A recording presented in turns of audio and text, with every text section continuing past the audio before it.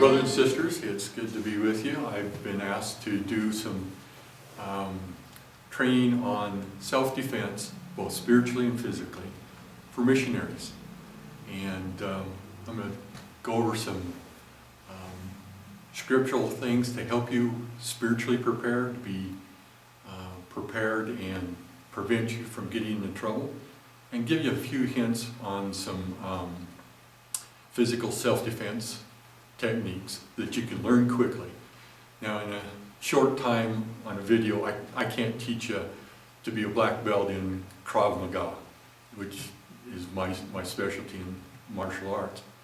But what I can do is teach you the principle of shock, awe, and running to safety. We'll get started by talking a little bit about being spiritually prepared.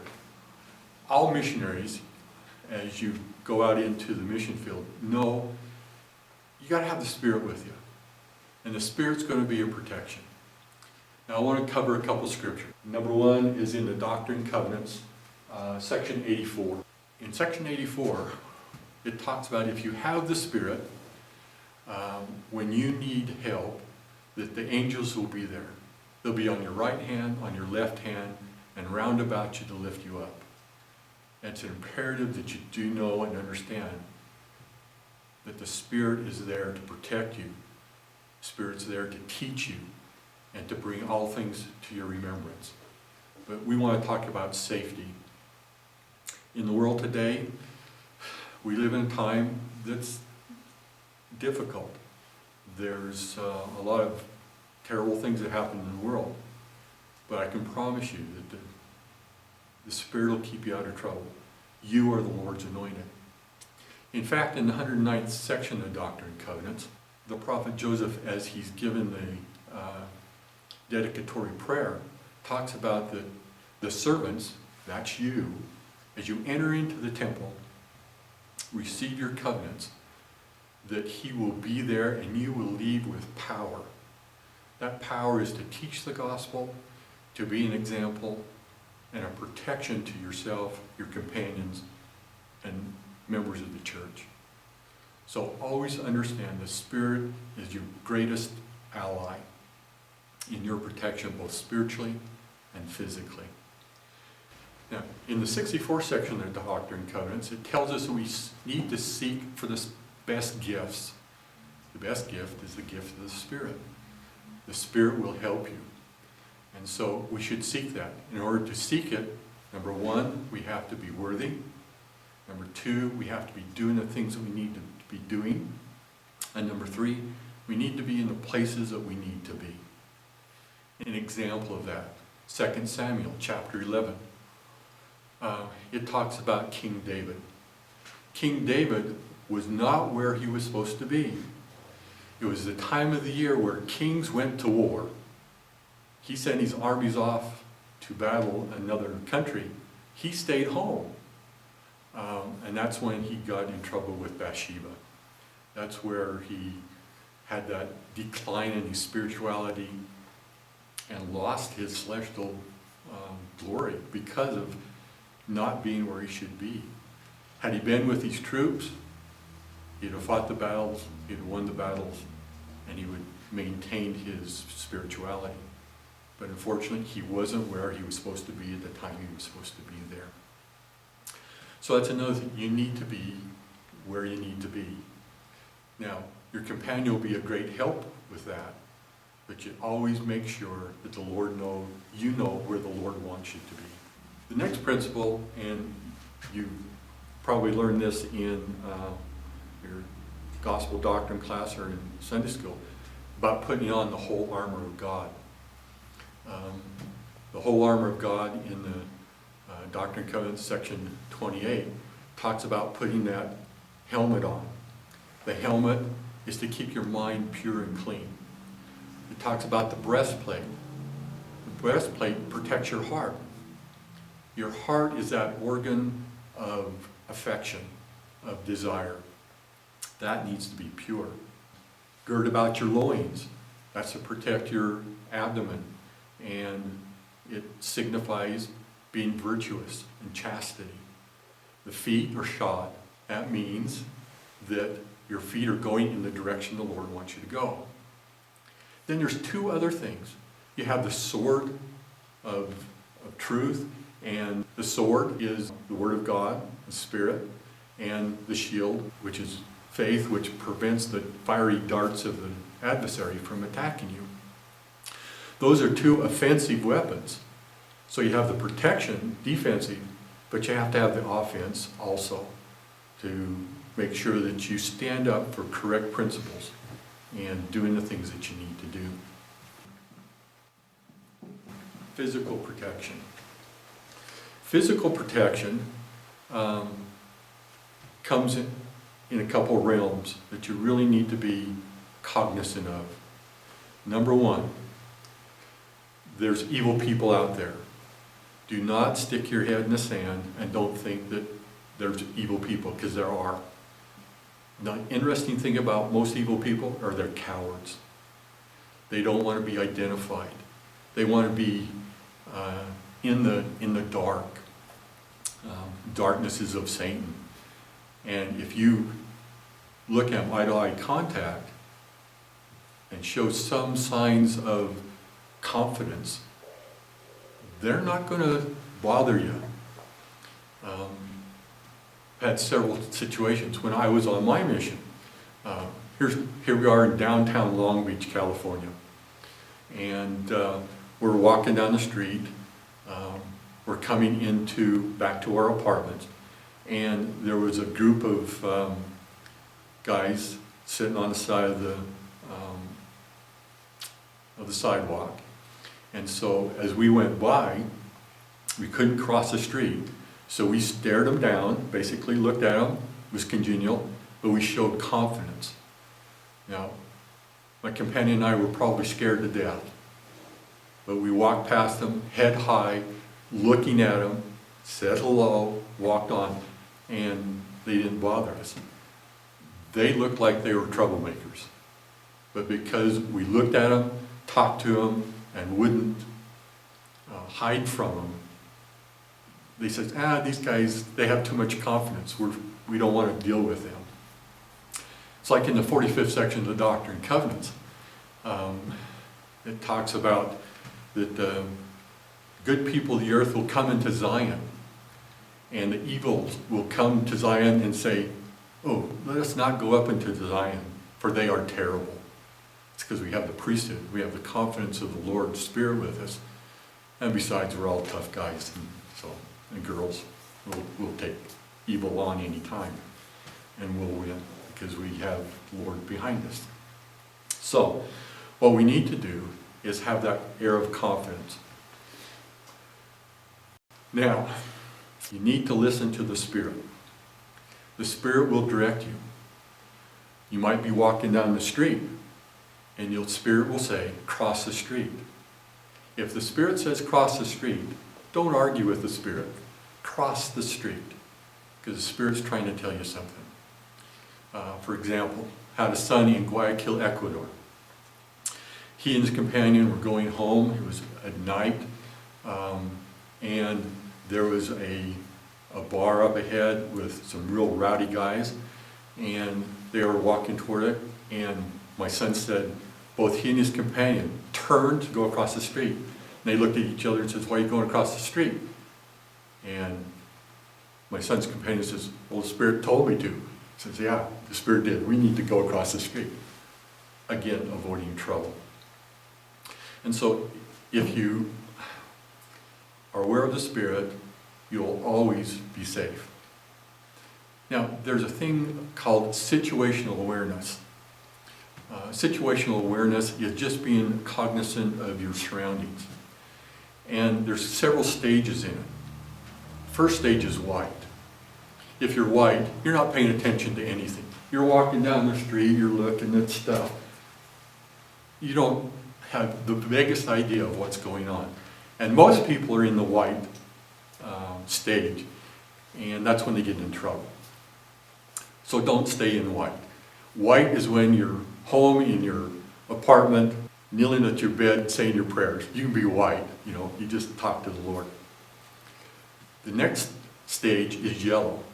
Yellow is where you're kind of looking at your surroundings. You're trying to identify any potential threats. It is not paranoia. It's just being cognizant of what's going on. You can see a dark alley. You see a group of guys up there that kind of questionable. You're in an area that maybe you need to backtrack a block or two to get into a better area. Be aware of what's going on. Next stage is orange. If you're orange, you perceive a threat. That could be somebody's following you, you're worried about the area, you have a really strong impression you need not to be there. That's orange. That's a warning. That's the Spirit basically grabbing you by the neck, your tie, or the brother, and trying to drag you out of the situation. Red is a true threat. Somebody is coming against you. Whether that be a single or multiple, that's a true threat. And in black, you're being attacked. So what you want to do, you want to stay yellow, orange maybe, but you're removing yourself and getting out of trouble. So again, I can't teach a lot of self-defense moves, but I can teach you a couple things that will keep you out of trouble. Now, I need a volunteer. Brother Steinhauer is going to be my dummy here. Come by it naturally. Yeah. See, I have a suit and a tie on, so I'm the missionary, I'm the good guy. He's just there, no tie, so he's the bad guy. Now, again, most bad guys don't want you to look at him. So if you look at him, keep your focus on him, smile, and keep your eyes. He'll put his head down, he'll try to walk away.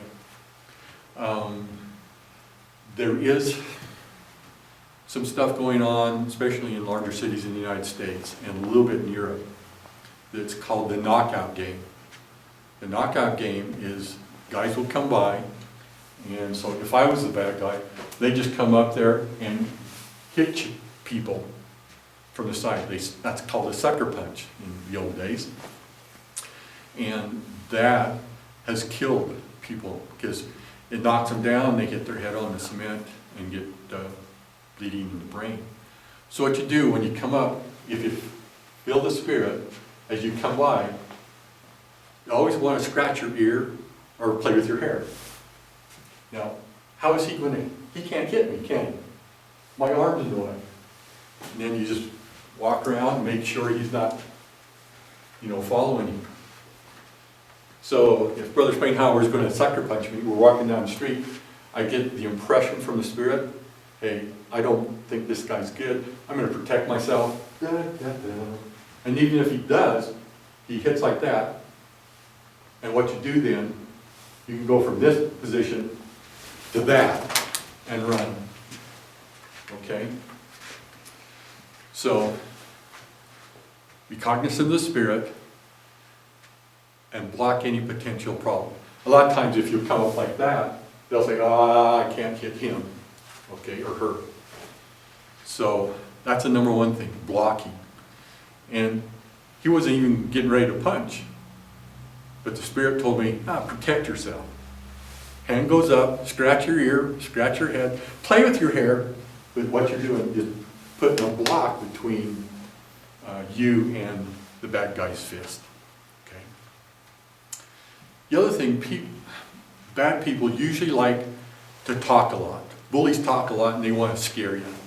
So they'll come up to you and so come up to me, start calling me bad names. I can't. Bad name, bad name, bad name. Bad name. Okay. And so what you do is you try to leave the situation. If you start to leave, sometimes they'll push. So try to push me. Okay? The natural tendency is to hold it in, well, he's not going to push me around. Yeah, what you want to do is let him push you. That puts you off to the side. You can either push him like that, or if you're really brave, palm of the hand, nose. the nose is really super tender. And so you get him off balance, he tries to shove you. This arm pushes him.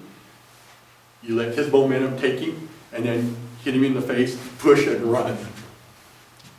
Okay? Number one, that's a shock to him. That puts him in awe that if I was a sister missionary, this little girl just thumped me, you know, and then run away. That will work. The other thing is they want to come up and manhandle you. And so they come up and grab your suit or your clothes. Okay, this is perfect. He can't do anything because his hands are on my clothes. But there's some vulnerable places. Cup your hands like this, come up into the ears, and just as hard as you can, but cup.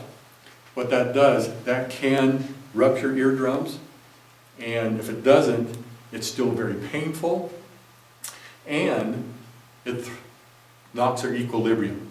I've seen people being hit like that. They're down on the ground throwing up. So that's one way. So grab me in, just come up, boom, like that. The other thing, see those? That's called a thumb. You have two thumbs. That is the best, one of the best defense mechanisms you have. Grab me, right into the eyes. Now the eyes are pretty tender. That hurts a little bit, just me touching, huh? Yes, it does. But you don't just touch, you gouge. Okay. The next one is probably one of my favorites, and I'll tell you a story. My granddaughter, who at the time was about 7, 8 years old, her uncle, my youngest son, was tickling her. And she come down to me in our home and says, Seth is tickling me and he won't stop it. You go up and beat him up. So I yell out, Seth, stop bothering Tacey. And I grab Tacey and says, you know, Tacey, Grandpa's not always going to be there to fight your battles. And so you need to learn a little bit of Krav Maga to protect yourself. It says, put your fingers like that. Okay?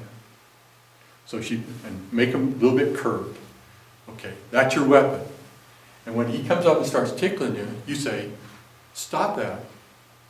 If he continues, please stop that. And then you take those fingers and you drive it right into the throat and kind of down. And so if, again, your bad guy was up here, you can come in just like that into the throat. And so Casey goes upstairs. And I think she'd probably go to Seth to start tickling her again. And all of a sudden I heard this, stop it. Please stop it. And then I heard, Seth, who is, 6'7", Marine, was laying on the floor, gasping for breath. It doesn't hurt him, but it takes the wind out and gags him. Now, when you do that, so come up, you come in like that, he's going to grab his throat, he's let go of you, and I'm going to go in that direction.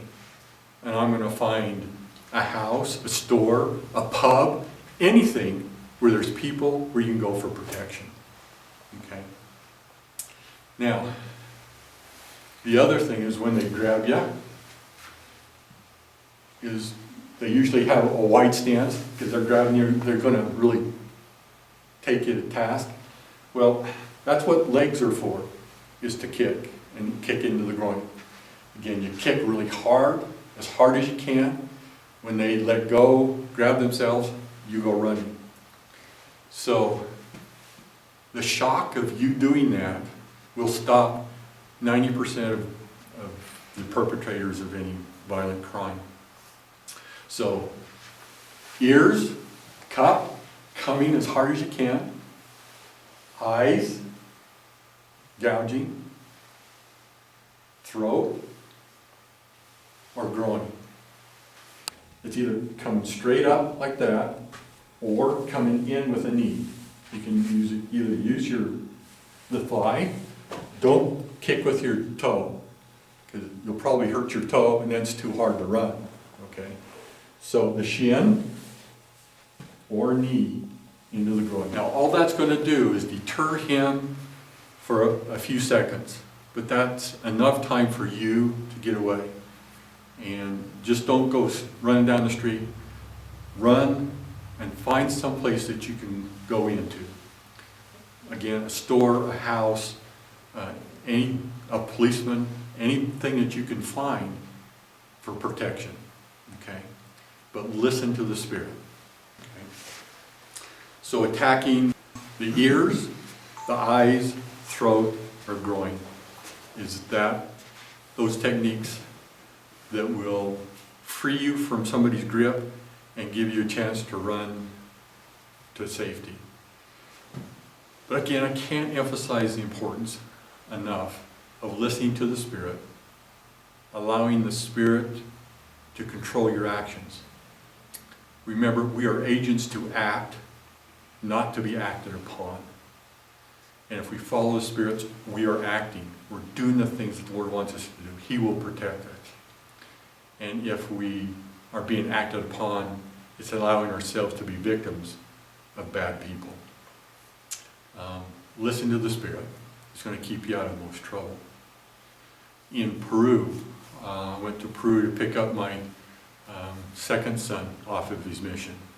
And similar things. If you're cognizant of what's going on, if you listen to the Spirit, the Lord's going to protect you. There was an area in Lima, really not too far from the temple in Lima, that